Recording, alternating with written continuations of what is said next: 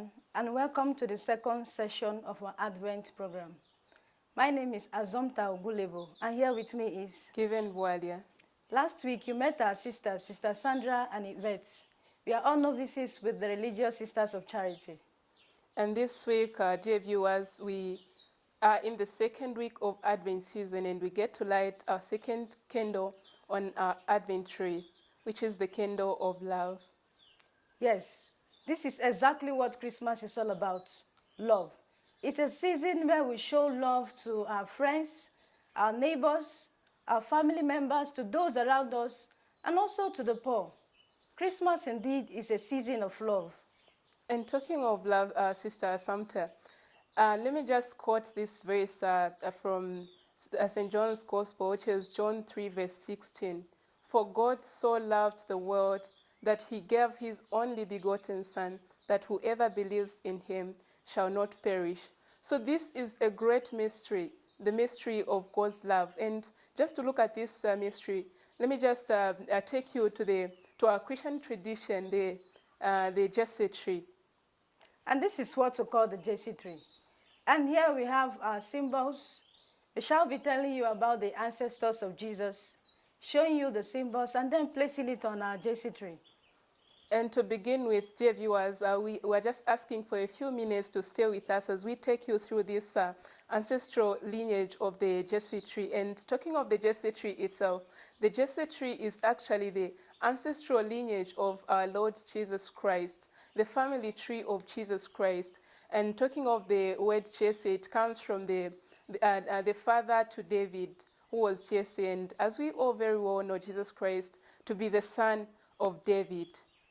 And in the book of Isaiah chapter 11, verse 1, we read that a shoot shall spring from the stalk of Jesse, and that a new spring will grow from its roots. Am I right? Yes, thank you very much, Sister Samta. And maybe shall we just get started and try to run through this, the ancestors of Jesus Christ, tracing them from the time of creation to the time of Mary. And we shall begin with the story of creation in the book of Genesis. We all know how God created the world. He created the moon, the stars, the animal, the plants, and also we human beings, which he loved in his own image and likeness. And also he loved all that he has created. As you can see, the symbols of our creation, the animals, the moon and the stars, and the rest of them. Yes, and talking of creation, let me just move you to one of the ancestors of Jesus Christ, who is Abraham, also known to be the father of faith.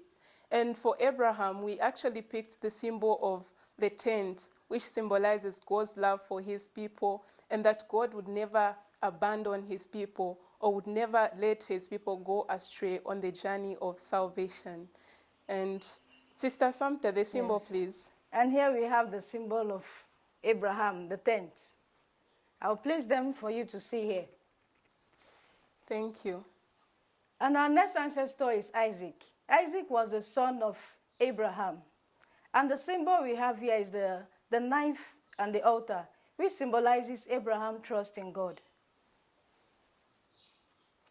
Yes, and we got the two symbols for Abraham. We have the knife here and the altar of sacrifice. So the knife and the altar of sacrifice, and I just place them here for you to be able to see. Place them here. And there. Thank you. Great, and having talked about that, we now come to David, who is the son of Isaac. And David was very well known for his faith. He became close with God, and his symbol, for his symbol, he actually picks the ladder. He is known to be the ladder that spans heaven and earth. And Sister Samta, please. And here is the symbol of our ladder.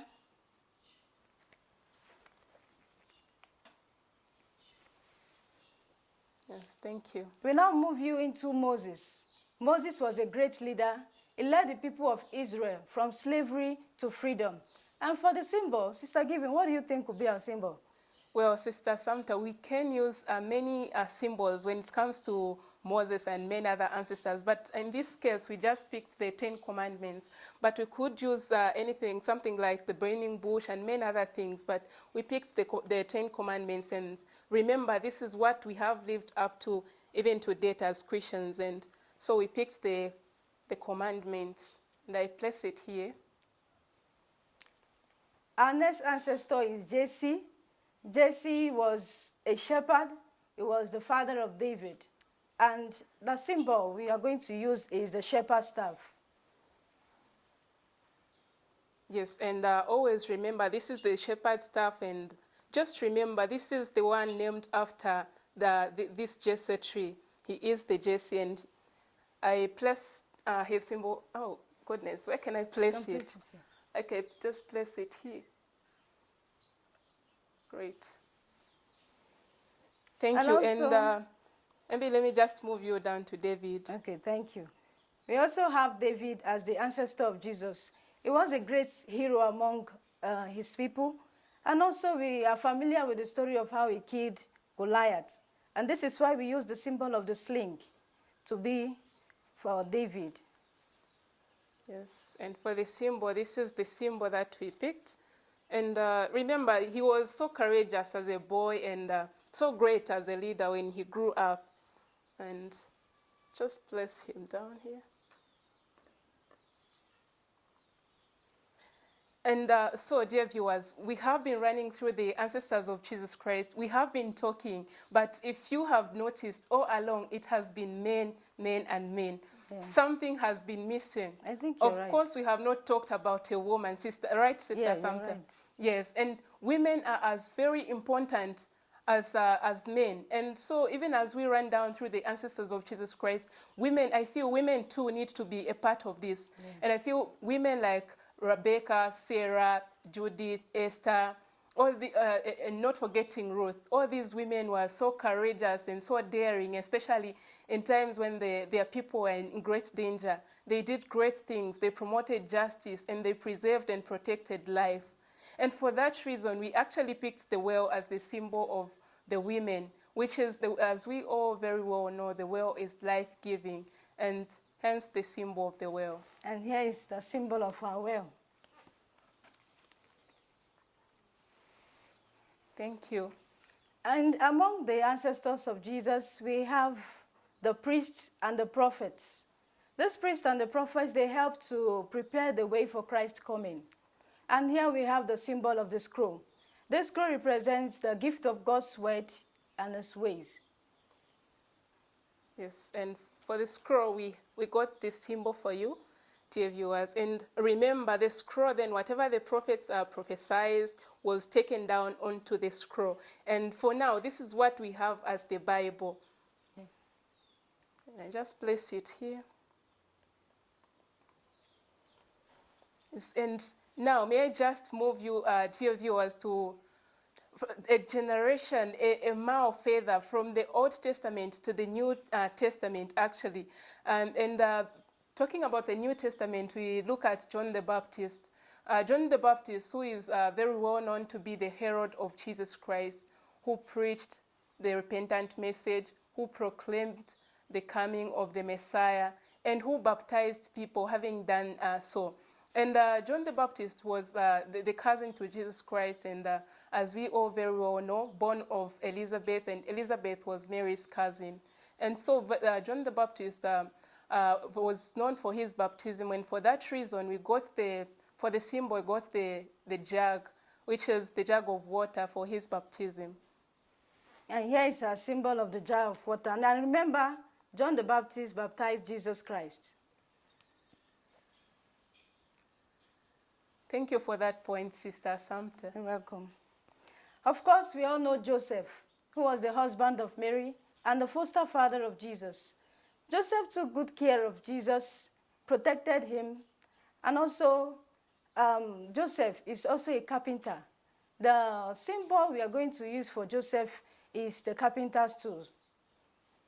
Yes, and here's Joseph doing his carpentry work himself. This is what we picked for him. And remember, for the fathers out there, dear viewers, Joseph was so great a man, so faithful a husband to Mary, so a good a foster father to Jesus Christ. And he is actually the patron saint of the fathers out there, all men out there. And if you can just imitate his being, and he is also actually the patron saint of all the workers. So to the workers, to the working class, they place him there. And now we look at Mary, who is known to be the mother of Jesus Christ, the mother of God, and our mother, everyone's mother, of course. And for Mary, we got the symbol of the crown of stars, representing her queenship between heaven and earth. Sister Asante, please. And here we have the picture of Our Lady with the crown of stars, the woman whom we honor, the Mother of God.